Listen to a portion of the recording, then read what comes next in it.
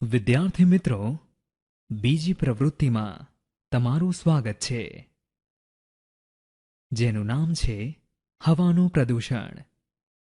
વર્ણન: નીચે દર્શાવેલ હેતુ અને સાધનોની નોંધ કરો.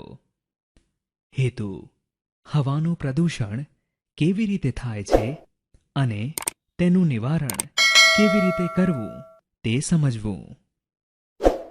હવાનું પ્રદૂષણ.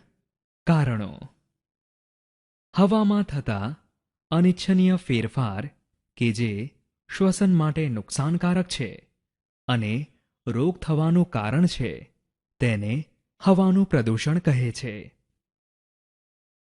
તેનું મુખ્ય કારણ કારખાના અને વાહનોમાંથી નીકળતા ધુમાડા, પદાર્થોના દહનથી, જેવા કે પ્લાસ્ટિક વગેરે. હવાનું પ્રદૂષણ. નિવારણ: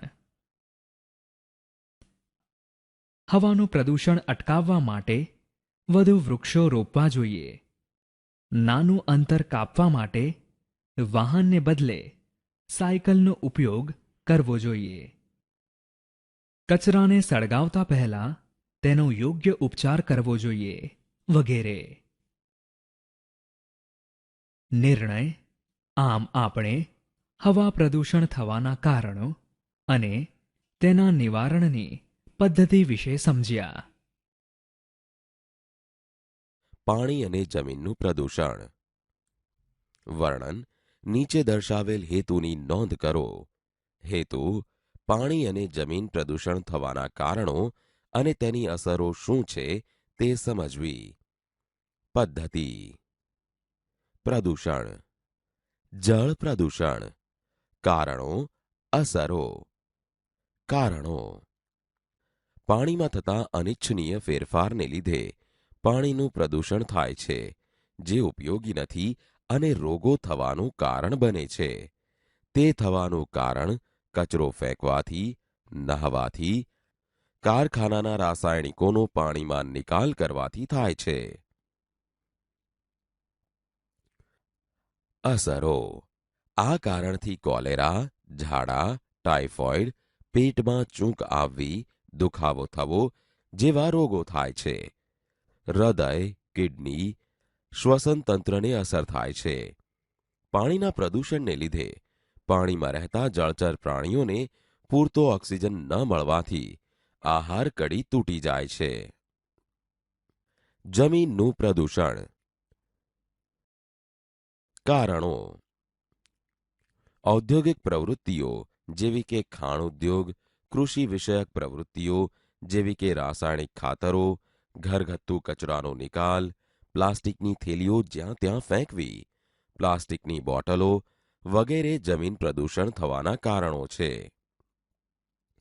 અસરો: તંદુરસ્ત પાક વૃદ્ધિ પામતો નથી, જમીન ઝેરી બને છે, ફળદ્રુપતા ઘટે છે, આહાર કડીને અસર થાય છે વગેરે જમીન પ્રદૂષણની અસરો છે.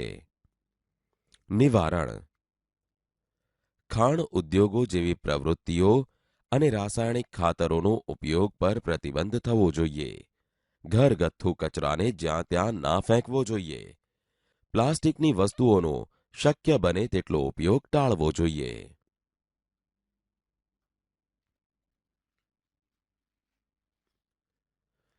જુદી જુદી ટુકડીઓ મેદાનમાં અલગ અલગ દિશામાં જાય છે અને તેઓને મેદાનમાંથી મળતી વસ્તુઓ તેઓ એકઠી કરે છે.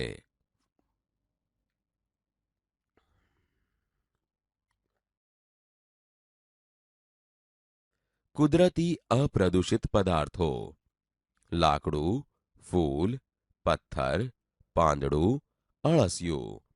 માનવ સર્જિત પ્રદૂષિત પદાર્થો: રમકડું, ચમચી, પ્લાસ્ટિકની પેન, પ્લાસ્ટિકની થેલી, કાગળ.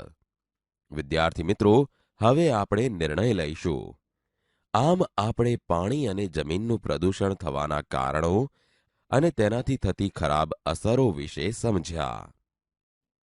વિદ્યાર્થી મિત્રો, ચોથી પ્રવૃત્તિમાં તમારું સ્વાગત છે, જેનું નામ છે ઊર્જા અને પર્યાવરણનો સંબંધ.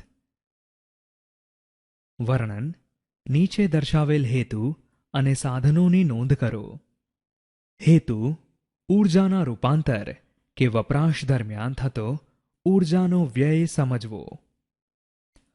સાધનો: બે સરખી વાટકી, પાણી, 4 થી 5 ચમચીઓ.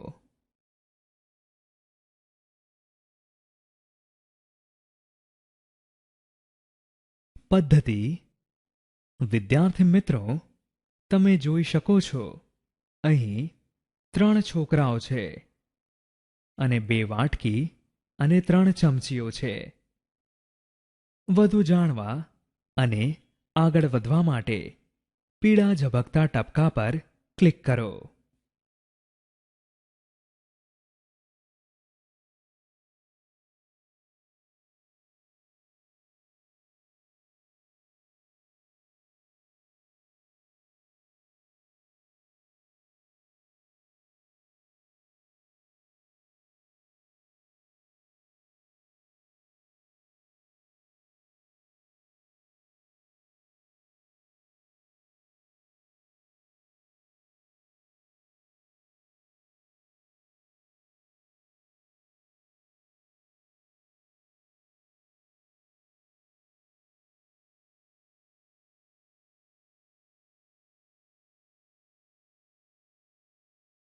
એ જ પ્રક્રિયા ચાલુ રાખતા અને થોડાક સમય પછી